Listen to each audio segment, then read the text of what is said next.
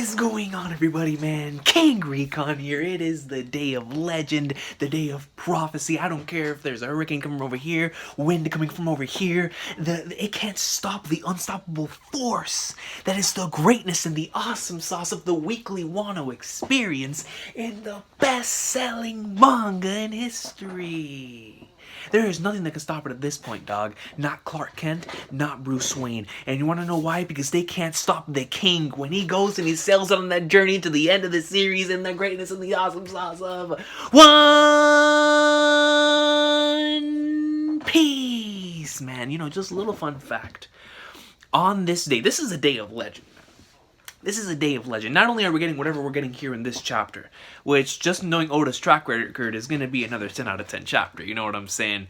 But on this day, man, it's a very, very special day. Y'all know how much I love this volume, right? Volume 61. And on this day, man, this iconic and legendary chapter was released, bro. Where is it? The legendary chapter 597. 3 days, 2 years, where the message is revealed, Luffy leaves the hat, and they go off for 2 years in manga time, and we as actual readers had to wait 4 to 5 weeks. I think it was 5, because October 4th was whenever 598 came out. But man, dude, I mean, it was a weight of legend, the theories, the forums. That's how I discovered a lot of the stuff that I got into, was because of, I needed to get it off my chest, man. I was like, yo, what are other people thinking about what's going to happen in 598? Like, how was the series going to change? Like, it was a crazy time. Crazy time. But what's most impressive to me is the fact that even though it was so incredible back then, I just feel like the One Piece community has continued to, and not only just the One Piece community, but the weekly One Piece experience continues to consistently be great, even at those high peak moments. Like, it just continues, no matter where it is that you hopped on to the weekly One Piece experience, it will always be a wonderful experience. And that's what I love so much about this series and the weekly experience that it has, man. And it's just like, man, we're thinking about this now, bro. Imagine whenever we get to Raftel, man. Like, yo, the weekly Raftel experience? That's gonna be nasty. And then we're probably gonna be looking back on Wano like, man, Wano was a legendary weekly experience, yo. I already know that's how we feel about Reverie, and that just happened last year. So, but regardless, man, let's get right into this chapter. Yo, I'm not gonna lie, whenever I opened up my my browser and I saw what this week's chapter title is, I was like, holy mother of flagnards. It says, like, giving wings to a dragon. Like, giving wings to a dragon.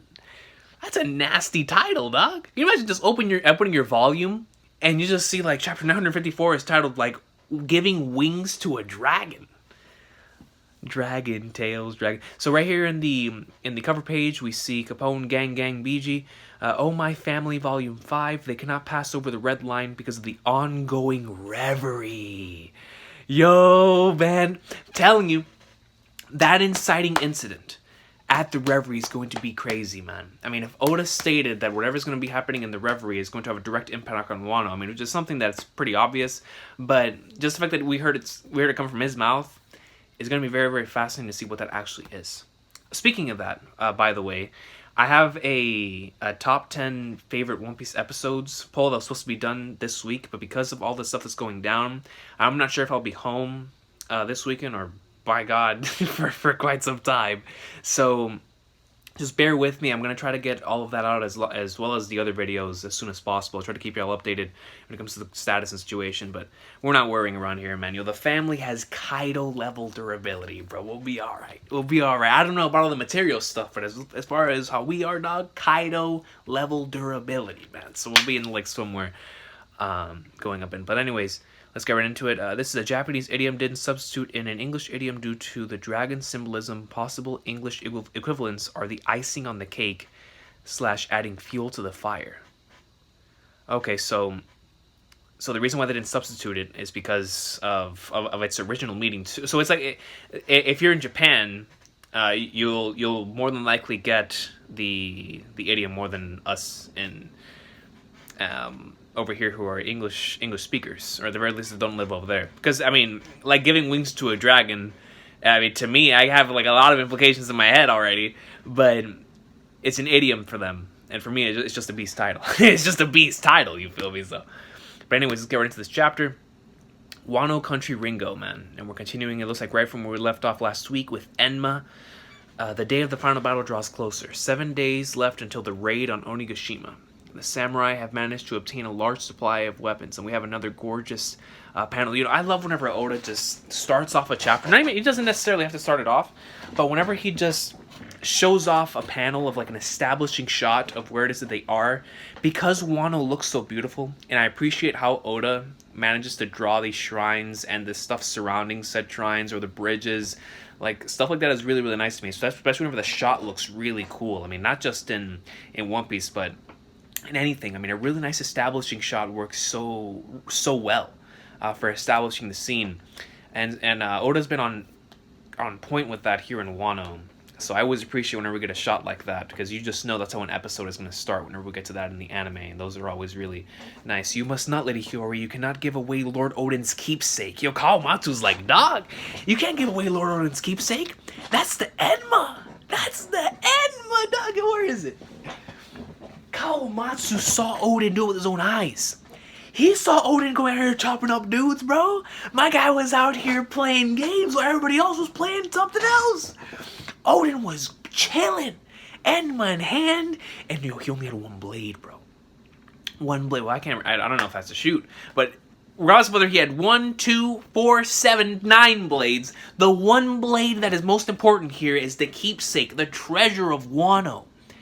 Lord Odin, Kozuki Odin's Enma, which is the only thing to damage Kaido.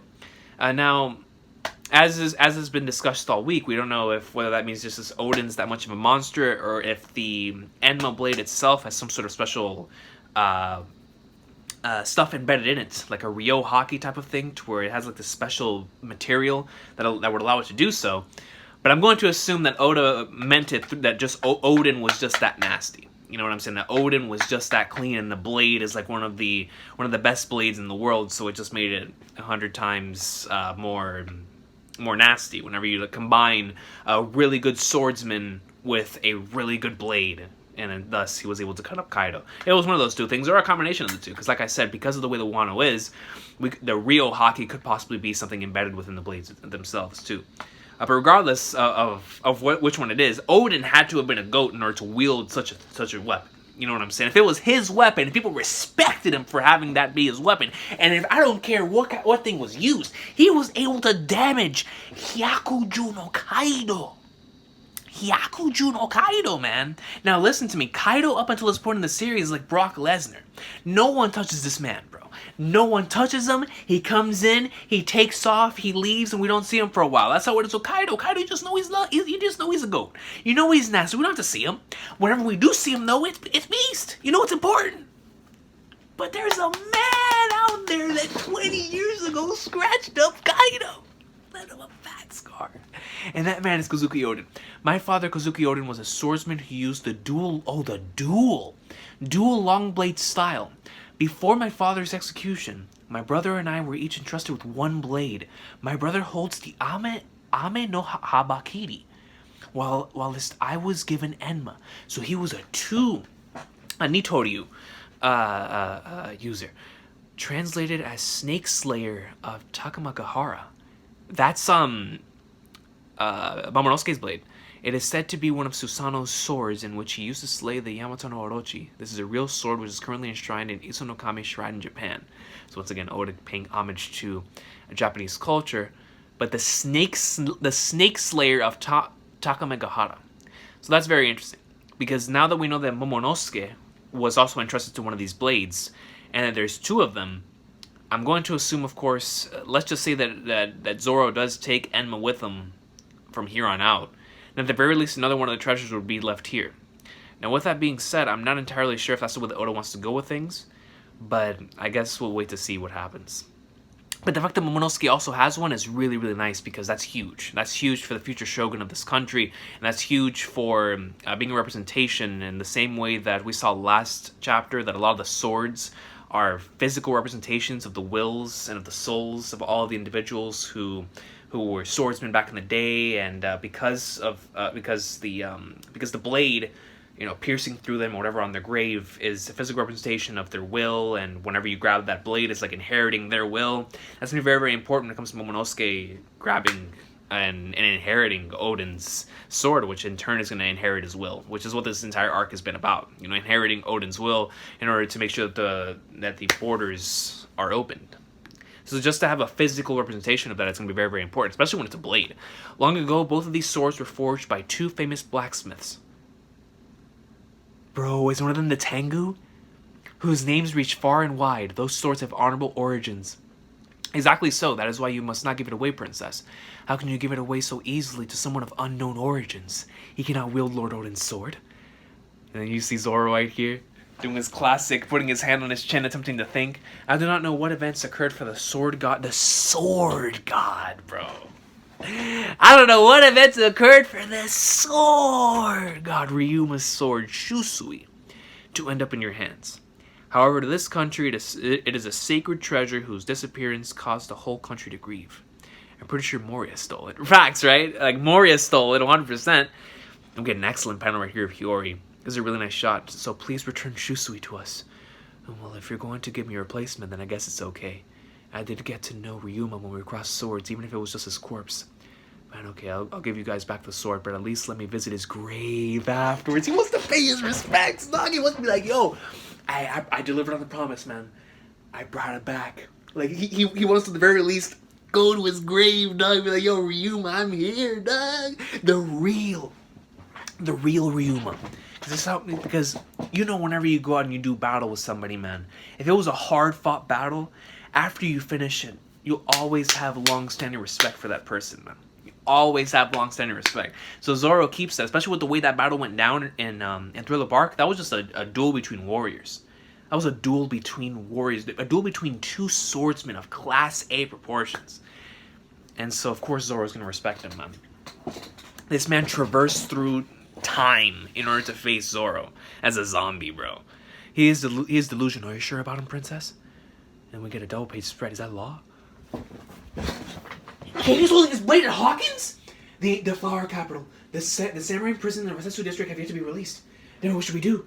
Tell me what happened to the pirate alliance between Kid, Apu, and yourself, bro. How did this man Law get control of the situation? We were set up. Scratchman Apu was already working under Kaido. That monster Kaido said to us, if you want to become my subordinates, then I will welcome you with open arms. He has been recruiting strong soldiers for his army for a long time, all in order to have the world's strongest army. Back then, my chance of victory was 0%. Escape chance, 0%. Submission to survive chance, 40%. He had no choice, and that's exactly what we had kept theorizing in the community, man. Because it just makes so much sense. Especially after seeing Kaido's battle with Luffy, where Kaido was like, yo, I would love for Luffy to join my crew. And just think about it, if somebody does not have the will that Luffy has, if somebody does not have the will that Kid has, that captain's will, that true and I'm not saying that Hawkins is not a true captain or any of these dudes, but what I'm saying is that we know how Luffy is, man. We know that he would never subjugate himself to anyone. He would never go second fiddle to anyone. He is the king. He is the cap. And that's all there is about it. Whatever he says goes. Whenever he wants to do something, he's going to do it. And other people, they don't necessarily go about their things that way, especially in Hawkins' case like this, where he probably saw it as a, you know what, not only is it going to be me, where I'm going to die, but also my crew members are going to die as well if I don't do this decision. So Hawkins took it upon himself to sacrifice himself and sacrifice the current point in time where he is at this current point in time for the betterment of the future. He was like, you know what, man? I might be able to go under and join him for right now, but there might come a point in time later on where I'm able to go against them, which is something that we continue to theorize, but to actually see it here happening before our very eyes is very, very interesting. Because it makes me respect Hawkins so much more, because we know how much the pride of a captain can get to someone. But in the similar way that I came to respect Law so much more after what he did a couple chapters ago, to see that Hawkins also went about it, because he just saw it like, you know what, man? I've got to do what's necessary in order for my dream, in order for what my purpose is. Not only that, for his crewmates, to keep moving forward, he has to subjugate himself to Kaido. He had no choice, man. And especially for him, that he relies so much on the probabilities in the future and the horoscopes. Like, that's all Hawkins. And if things aren't going in that manner, he knows that certain bad things can happen. But Kid and Killer were a different story. They tried facing him head on, and they fought until they both collapsed. Yo! Of course! course they did, dog, because that's Kid and Killer. Like, I mean, Killer, you know he's a legend, bro, but Kid, man. You know that Kid and Luffy they have that same mentality, dog. You know what I'm saying? Yo, you already know Kid and Kaido were going at it, but Kaido probably one-shotted him too. But Kaido never kills people like that. He always does whatever it takes to break their spirit until they submit. That is a very interesting thing about Kaido, though. Because Kaido, I mean, we had seen that once again in the Luffy, in his battle with Luffy. But he wasn't looking to kill him at all. He was just trying to break his spirit. Not only just break his spirit, but he wanted to break his spirit so much that he would end up joining his crew afterwards. Because that's Kaido's goal. You know what I'm saying, man? Yo, this is so interesting to actually have this happening in the manga at this point in time. It's always great whenever in the community there's like this one massive theory that becomes like a general consensus where you feel like it's already happened. But when it actually happens to like Flagnards, this hasn't happened. It's just a theory that's going on in the community. So to see it actually going down is really, really cool. Man, dude. Scratchman Apu was already working, bro. My boy was way in advance when it came to that entire situation. But man, dude, so that's what happened after chapter 795. Just listen to what Kaido says again. If you want to become my subordinate, then I will welcome you with open arms. You know what I'm saying? Like, that's what Kaido wants, man. All in order to have the world's strongest army. And Hawkins knew that, bro. In order to move forward, man, he knew what he had to do. Look at that torture chamber, dog. Flipping mother of Flagnards. That's a torture chamber, dog. That's what I call. Do you see those things right here, dog? Those instruments? Mother of all Flagnards. I can't imagine Kid bending the knee to him, so he's probably dead. As for the rest of his crew, if you want to save your captain, then do this and that, is what he probably told them. In the end, Orochi is going to do whatever he wants with him. The 4 emperors are monsters compared to us. Common sense doesn't apply to them. Bro, that's a shoot though, man. And that's a shoot. But what I love so much about this line is because we know how logical Hawkins is in his thinking. So we know the way that he feels about this. But what I love so much, because Hawkins and Law are sort of similar when it comes to the way that they think. I mean, they always try to take the best approach possible, the most logical approach. But I think whenever I see something like that, it reminds me why it is that I love Luffy so much. Because for Luffy, he doesn't give a flying flatters if you're the Pirate King or a simple fodder Marine. He's going to pwn you, bro. Because that's just the way it is. You know what I'm saying? He's the king and he's going to do it. And whenever I see something like that, it's just so interesting to see how a normal person of their caliber, I mean, ladies and gentlemen, Hawkins is a beast in this world. Hawkins is a supernova. Hawkins is a captain that is known as one of the worst generation members and one of the high tier ones too, bro. I mean, Hawkins is a beast. And for him to say that the 4 emperors are monsters compared to us, I mean, that's just straight up coming from Oda himself, transitioned through Hawkins, man. And it's something that we know, but whenever we see other people in the series saying it too, it just really brings it to a sense of scale, like Flagnards, man. The Yonko are truly in a field of their own. You're doing pretty well in your alliance with Straw Hat. You came here together on good terms. But how do you feel now? Have you changed your mind? It's none of your concern. None of your concern.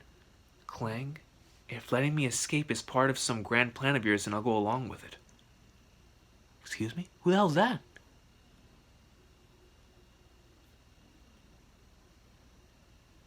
But who in the Flying Flagnards is that behind him? Hold on.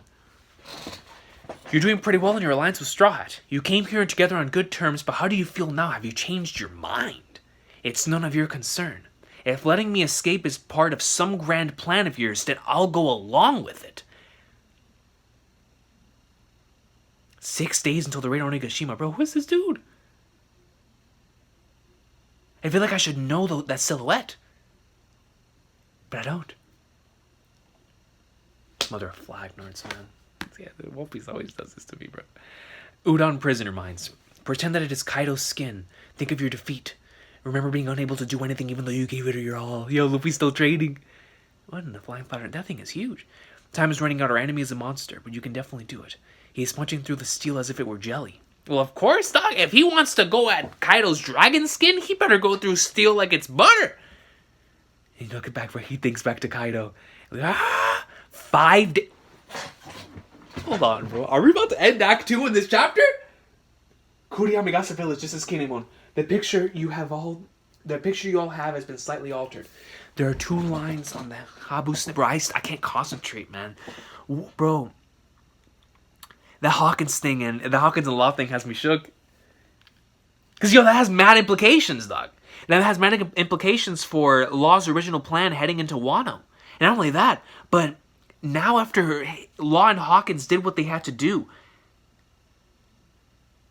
Hawkins' grand plan, bro. I mean, we had always speculated that the supernovas were all going to gather together at the very end, even those that were under, those that were under Kaido, in order to take him on, right? It's something that is logical because just knowing the type of dude that Kaido is, he just wouldn't care. He'd be like, okay, these guys want to go against me? Sure, I'll take them all on.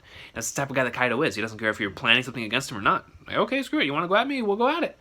But the thing is that has me fascinated about this whole thing is just how far in advance did Hawkins really, really, really think about this? Because he had to have known, or he had to have at the very least thought about certain possibilities whenever he brought Law in by himself to do what they had to do.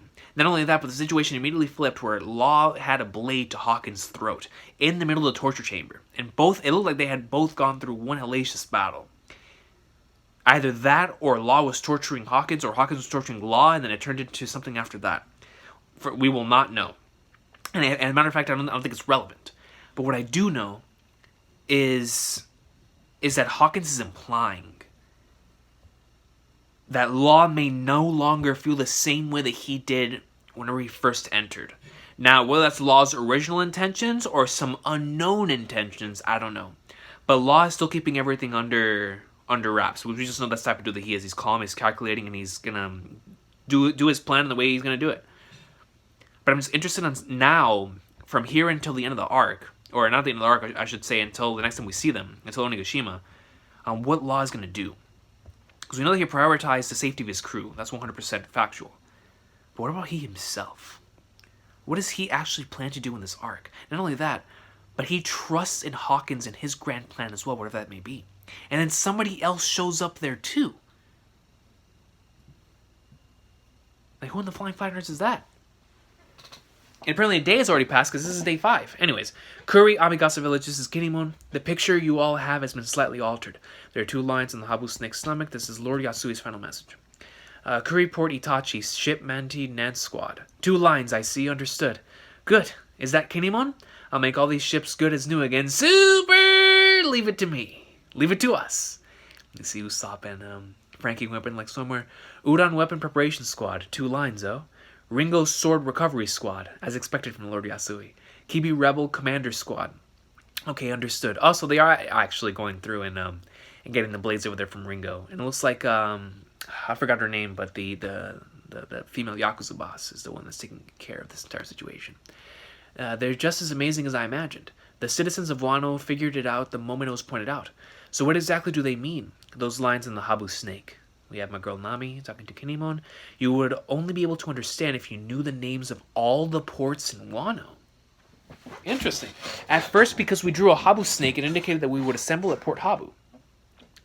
Oh, yo, so it real deal is only a message that you would understand if you knew the entire landscape of Wano. But now there are 2 pairs of legs on it. All of the ports in this country are named after animals. It may be a bit too long, but if you put legs on a snake, it becomes a lizard. That's a shoot. That is a shoot. Udon's Port Tokage is the lizard port. He changed our meetup spot in order to ensure that someone perceptive in the enemy ranks cannot disrupt our plans. Lord Yasui understood what needed to be done, so he changed it at that moment. And we have a double-page spread. What an incredible double-page spread! Is that the whole squad together? Hold on, Skip! What an amazing person he was, Lord Yasui. We troubled our savior even until the very end. If we do not succeed to make his sacrifice worthwhile, it will be a warrior's greatest shame. Can't won't understand. We're like, yo, Yasui went through hell and high water, died to deliver this message. How could we not do something about it, bro? How can we not deliver upon that? Like, now their motivation is triple-fold. After that, man, you know what I'm saying? Yo, Yasui greatness, bro. In the past, Lord Yasui told us this. All of you will become the country's guardians. We still have much to do. Bro, look at this squad. Yo, look at the Tengu in the back, dog. He has his back all the way up against the tree. Shinobu, dog. Look at my boy Kawamatsu, though, dog. The cap. Oh my god, just be chilling there. Yo, man, there are a bunch of legends and goats in this picture. There are a bunch of legends and goats in this picture, dog. This is a panel. This is what we call a panel of pure on greatness. And what I love so much about this panel is that, yes, we have a lot of the characters together that we've been waiting to see together for a very, very long time.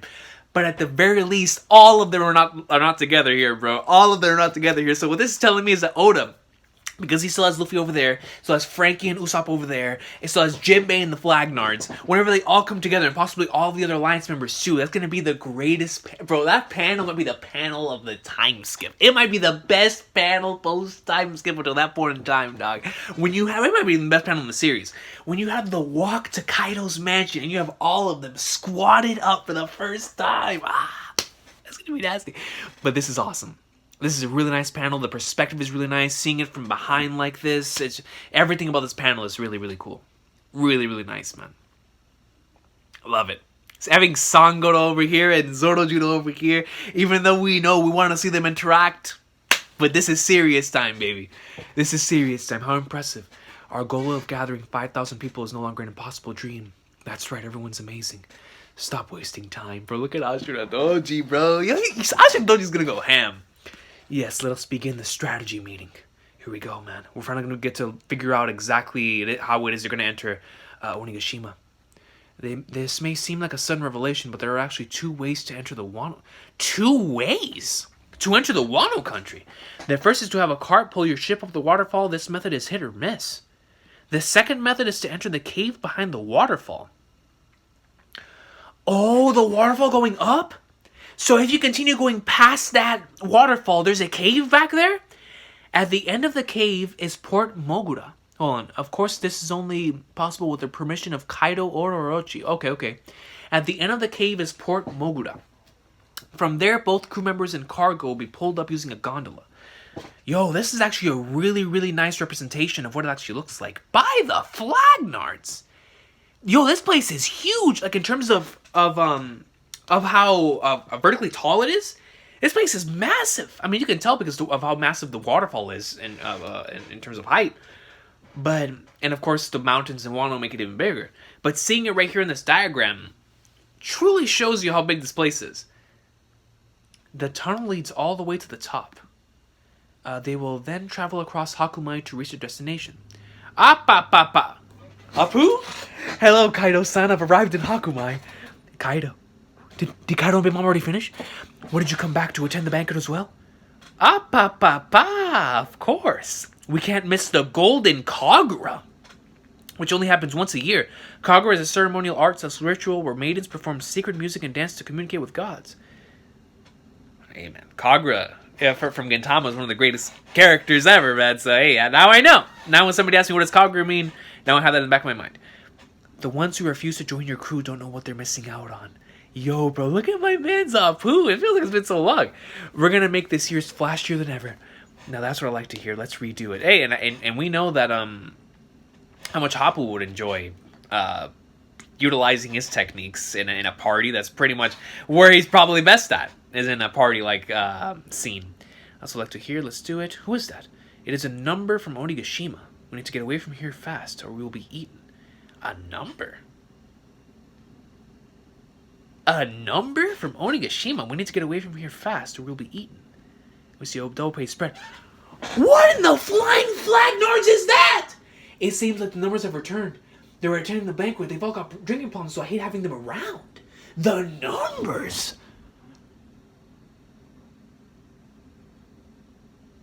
Bro.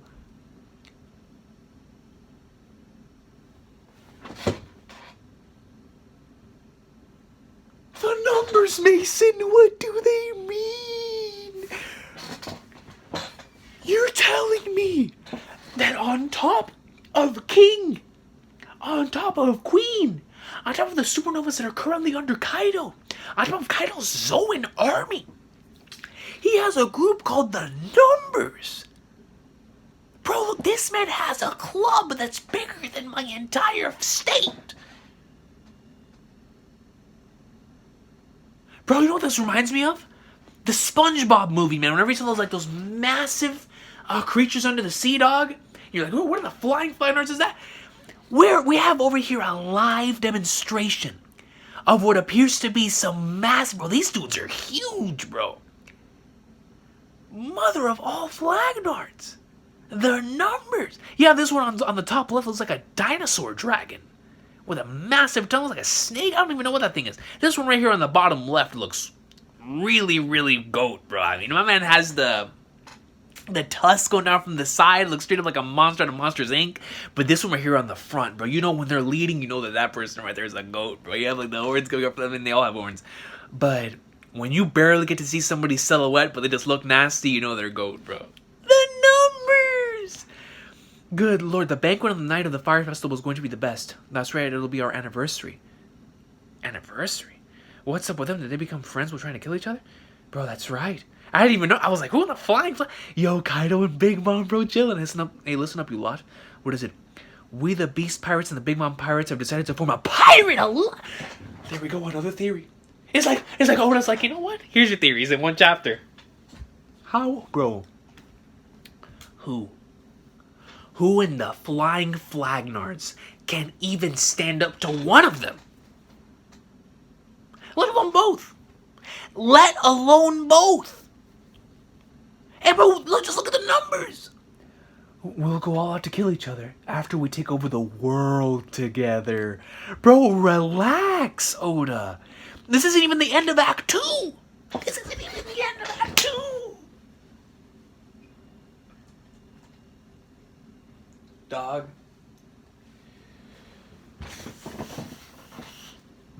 I don't know. I don't know what to say. Excuse me, I don't know what to say because Big Mom and Kaido by themselves would need so much to take him out.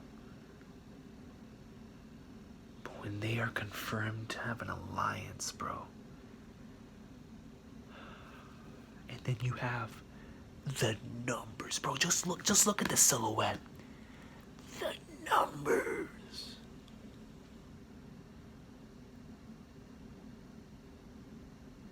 Kaido called in more troops. The numbers have returned. That was a beast name, bro. Yeah, what are you afraid of? The numbers. What group are you part of? The numbers. The Beast Pirates and the Big Mom Pirates have decided to form a pirate alliance.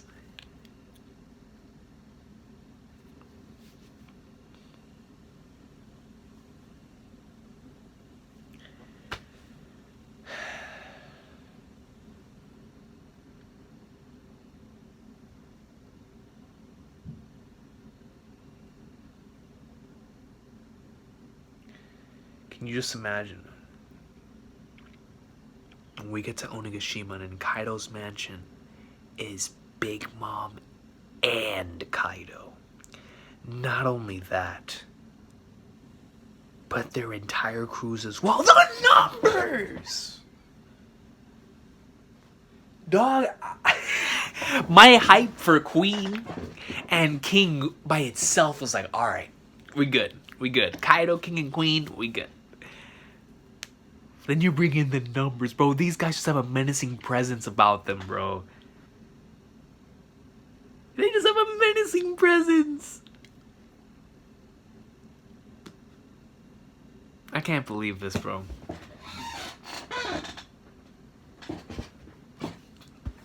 Won't be so be on break next week. But you know what? You know what? I won't be able to do a video next week anyway. So it's okay. It's okay. I mean, regardless, Oda can take a break whenever the flying flatterers he wants, but, you know, it's always painful without a chapter, but we understand why it is. He takes his breaks for sure. My guy could take a year break and I'll understand, you know what I'm saying? But, Next week will be good because, like I said, with all the whole hurricanes thing going down, I'm not sure when I'll be back to doing videos, but that'll be good because at the very least, I'll be able to digest this monstrosity of a chapter over the next week. Bro, so ODA moved everything forward at a drastic pace this week. A drastic pace, man. Let me go. Let me. Bro, how are they gonna do it? Seriously, how are they going to take on both Big Mom and Kaido unless they start fighting each other midway? But it doesn't even look like that's the case because they're dead set in taking on each other until they take over the world together, and then they're gonna fight each other.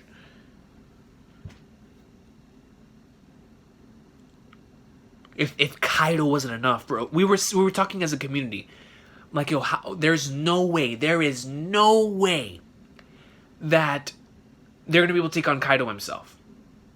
And I was one of the few people that said, you know what? I think by the end of the arc, Luffy can't take on Kaido. I really do think so, and I still believe that.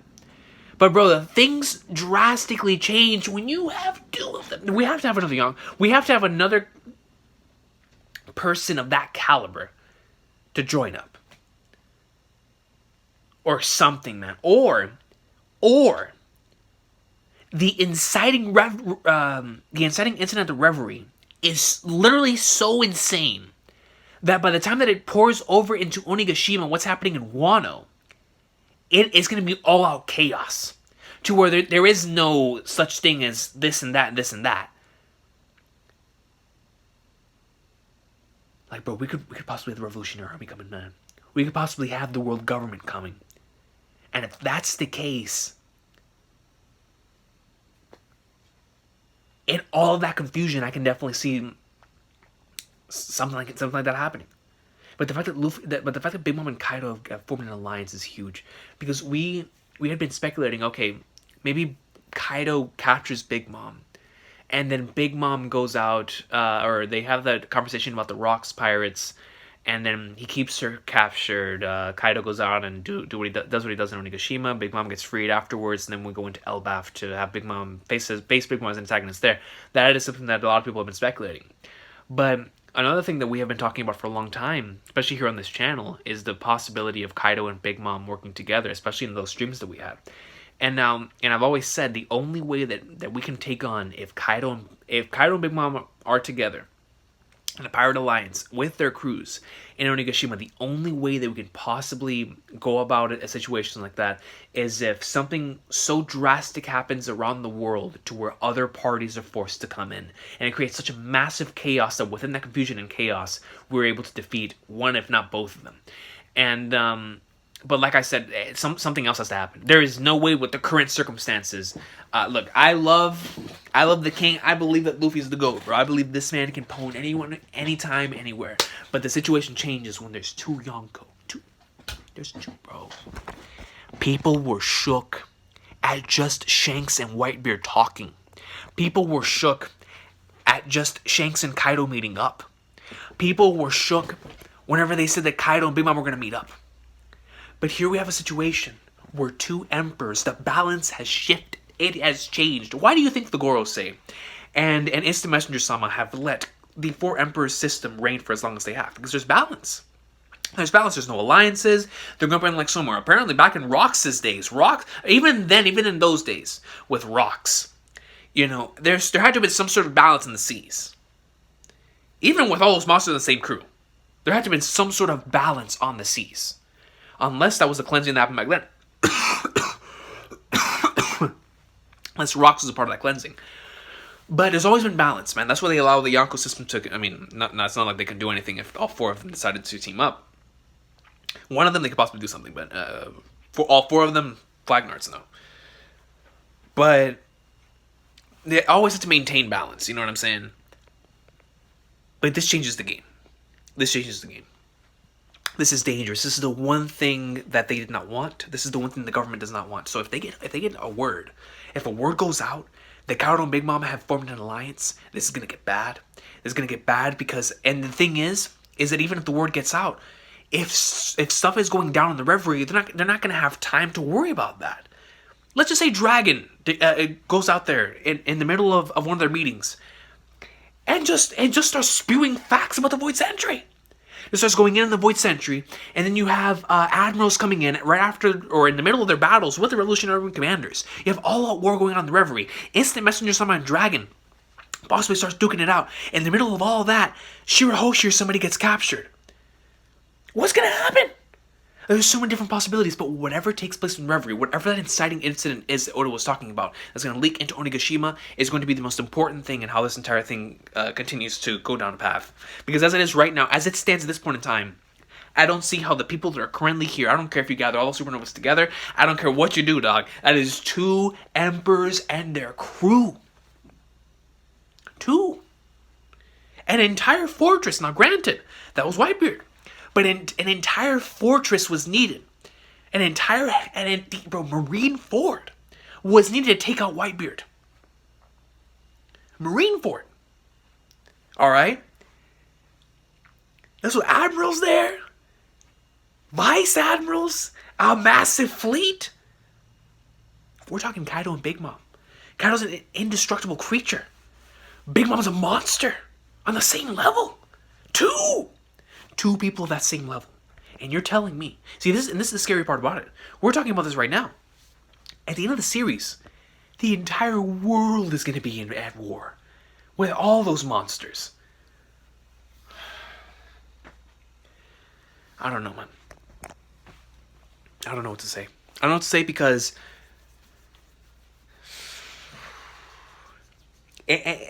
Onigashima has always been the anything can happen. But now I think Oda's just firmly told us anything can happen. Because anything needs to happen. Like, we need a miracle at this point. You know what I'm saying? A miracle needs to happen in order for these two to somehow be split. Either that or, like I said, there has to be some massive chaos that goes down that just disrupts everything while the Fire Festival is taking place. Or, if Caribou manages to tell Kaido what and who Shirahoshi is, and Kaido either goes himself or sends King or somebody up there to go capture Shirahoshi. And in the midst of that, because they got word that it was one of Kaido's crew members, they start sending people to Onigashima. But like I said, there's just so many different things that can happen, man. And then that's not even including the other Yonkos. Shanks could show up. Blackbeard could show up. We don't know. We don't know, man. We don't know if Akainu himself could say, screw it, bro. I need to stop this. Kizaru? We already know Kizaru wants to go in there, man. Kizaru don't care, dog. Kizaru will take on anyone. That's the type of dude he is. But, man, I don't know, dog. We're going to need something. But one thing's for sure, after this chapter, I was already excited for Onigashima, but I feel like now I'm more excited for Onigashima than I ever was before, because before it was just speculation, before it was just theories. Now it's confirmed. Kaido and Big Mom are in an alliance, and if Kaido and Big Mom are in an alliance, the only way those two go down is if it's Onigashima is insane. Like, if Onigashima is, some stuff is going down. Like, we see unprecedented stuff going down, bro. And like I said before, it all has to be connected to that inciting incident in the Reverie. We'll see what happens. I'm going to assume the Revolutionary Army is going to have to now be a part of it too, bro. I'm going to assume that everyone that we previously thought was going to be a part of it is going to be a part of it. We're going to see Admirals. We're going to see the Army. We're probably going to see Greenbow for the first time. We're going to see Marines show up. Possible Buster call. We don't know. There's just... When there's two destructive forces like that, something insane needs to happen. Onigashima is going to be crazy. Like I already thought Onigashima was going to be insane, but this just takes it 30-fold. 30-fold, man. Can you imagine, bro? And the thing is, like I said before, word gets out. Kaido and Big Mom are an alliance, right? Kaido and Big Mom have formed this alliance.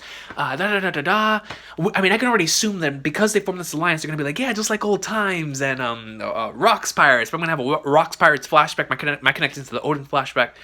But the thing is with Kaido and Big Mom is that if word gets out, and let's just say the Gorosei find out about it, but they're so worried about what's going down in the Holy Land, they won't even be able to do anything about it. So, bro, what about if they give all command to Akainu? Can you imagine what Akainu would do? Listen, can you imagine the Gorosei calls up Akainu and is like, listen, man, the situation has changed. Stuff is going down the Holy Land, but I don't want you to worry about that. Listen, Kaido and Big Mom have formed an alliance. Can you, bro? Akainu, do what needs to be done. And, bro, Akainu literally takes everything possible. He goes himself with other people in the Onigashima, bro. And we what? I don't know, dog. I don't know. We'll see what happens, but it's gonna be crazy from here on out. Mother of Flagnars, man. See, man, this is the thing. Bro, see, when you have a chapter like this, man, I want to do an afterthoughts, bro. If I have... They said the storm is coming on sometime either this weekend or Monday or Tuesday. I gotta talk about this chapter, man. I gotta talk about this chapter. Like, it's just the possibilities, bro. And then seeing everyone together. Like, seeing all of the individuals of the Alliance together. Working together. They're about to discuss their strategy, bro. They have a strategy, but no, bro. No. They can't have a strategy for Big Mom and Kaido working together, bro. That's gonna disrupt everything. That's gonna change everything. And then you have the numbers. The numbers. Like, the numbers, Mason. What do they mean? What a chapter, man. What a chapter. I don't know what to say. This is one of those chapters to where you just think. And then Hawkins, who in the Flying Finals was that dude with Hawkins and Law? And having confirmation that Hawkins, that is the reason why he ended up joining the army. The same thing that we speculated. Kaido destroyed them and told him, I'm gonna let you know. Because you're strong, you can join my crew.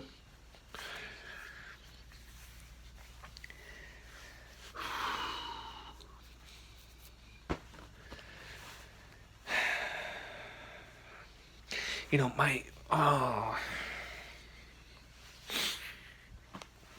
Screw it, man. Screw it. I can't turn off the camera, bro. Yo, listen, man. Just look at all the information we got in this chapter. 2 blades. One to Momonosuke, one to Hiyori. And then we get, apparently, these swords have honorable origins, and Zoro apparently cannot wield Odin's sword because he comes from unknown origins. Then he says he's going to go to Ryuma's grave himself. That's going to be a nasty scene to do what he's going to do. This chapter moved everything at a drastic pace, man. The Flower Capital, we actually get to see why it is that Hawkins did what he did. We see him in law. There's implications. Like, what went down? Was there a battle that went down? We don't know. We don't know. And then we get to see this random person who shows up. Flipping flag darts, bro. And then we see a slash. A slash indicating that Law might have cut up Hawkins. Like, what is going on? What is going on? And then Luffy's still training, man. He is training his butt off to go up against Kaido, dog. Training up his real hockey. He's not worried about anything else. Everybody gets the signals. They're all getting together, doing their thing. Majestic and incredible panel of everyone together going up into like somewhere. This is such an amazing panel, man. But to know that this is not even the panel of the chapter, bro. This amazing panel is not even the panel of the chapter. To me, and then we get the explanation of what it is that there's multiple ways to get into Onigashima, or into Wano, and whatnot. But of course, the other one has to directly be from Kaido himself, or get information from Kaido and Orochi.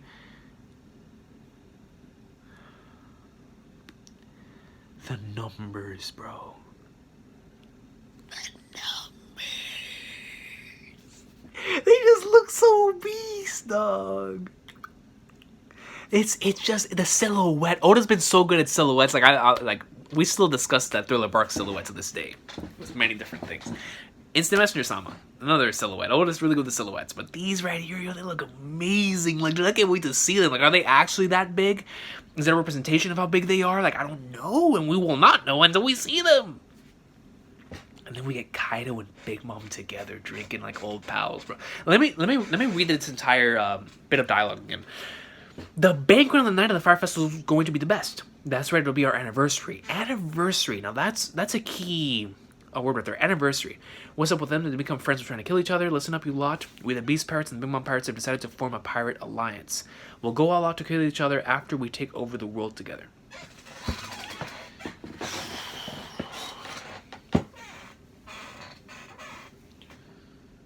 Man, dude.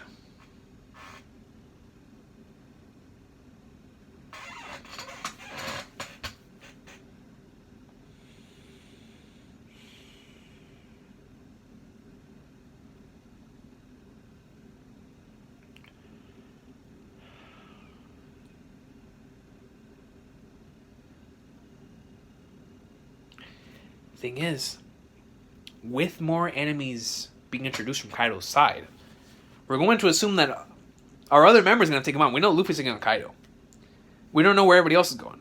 Bro, that's the thing. If Luffy's taking on Kaido, who is taking on Big Mom?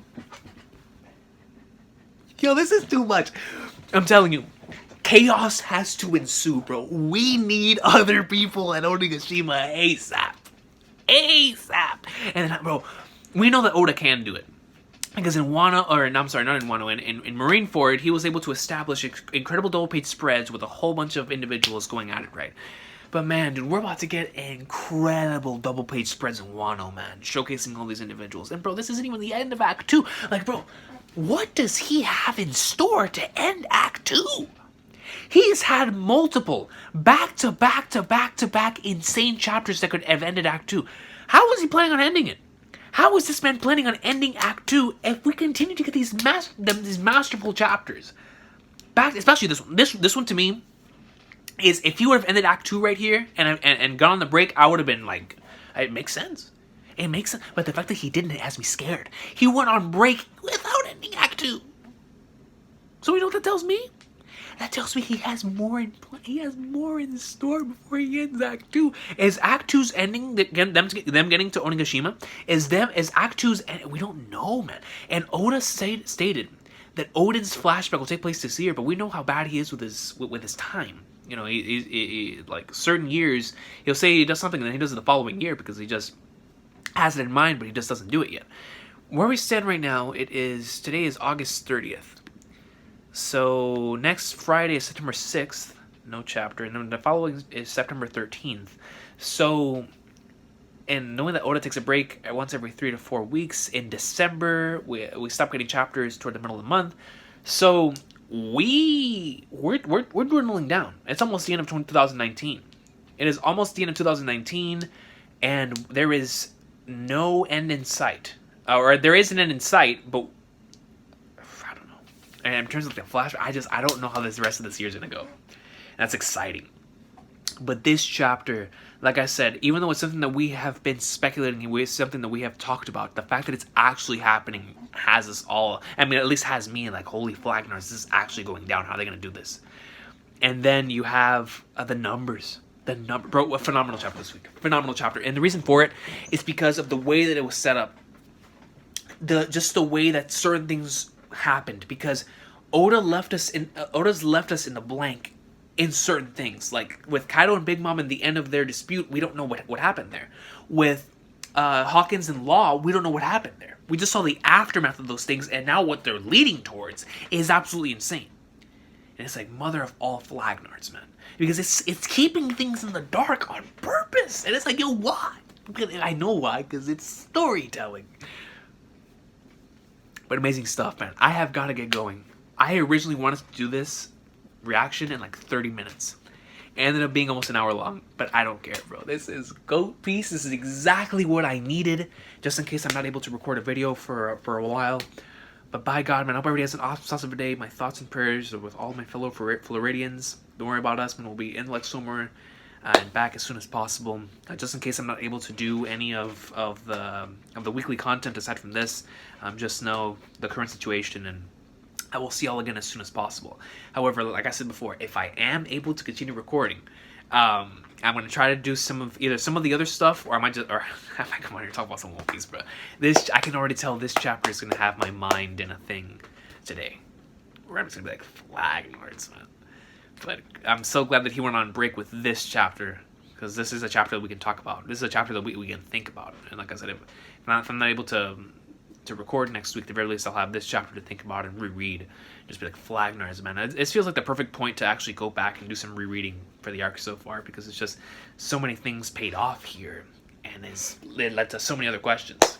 Like, man, what is going on? Law and Hawkins. Specifically with the Law and Hawkins thing, and with this situation with Kaido and Big Mom, because it's unpredictable. Like, Onigashima, we now do not know what is going to go down, bro. This is all happening before then. Onigashima when everything's supposed to go down. But anyways, man, everybody has an awesome day. Take care. Let me know what y'all thought about this chapter in the comment section down below. If you have watched this entire video, I greatly appreciate it. You have no idea how much I appreciate it, man, because this is just me rambling for 55 minutes, so I appreciate it, and I hope to see y'all as soon as possible, man. Y'all take care of yourselves. One Piece greatness. We'll be back with the best-selling manga in history as soon as possible. Take care. One Piece greatness, y'all. Kaido and Big Mom, the numbers.